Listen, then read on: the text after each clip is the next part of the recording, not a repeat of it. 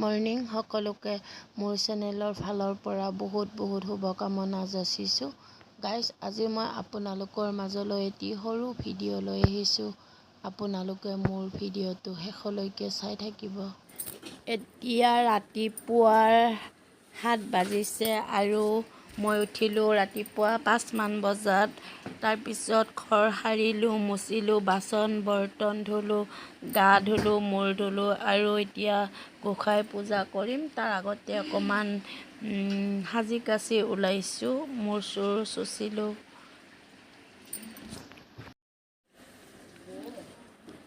আৰু এতিয়া শিৰত সেন্দুৰকণ ল'লোঁ। যিহেতু মোৰ হাজবেণ্ড মোৰ লগত নাথাকে, আমি ছেপাৰেট। তথাপিও স্বামী ধৰ্ম পালন কৰি থাকোঁ। যিহেতু তেওঁৰ লগত মই ভাগৱতত সাক্ষী হৈ বিয়া হৈছিলোঁ আৰু আমাৰ ডিভোৰ্চ এতিয়াও হৈ যোৱা নাই, কেছ চলি আছে। যি কি নহওক, আপোনালোকে মোৰ ভিডিঅ'বিলাক চাব, লাইক কৰিব, কমেণ্ট কৰিব, শ্বেয়াৰ কৰিব আৰু গাইজ, আপোনালোকৰ মৰমবিলাক নিশ্চয় পাই থাকিম, তাৰে কামনা আৰু আশা কৰিলোঁ।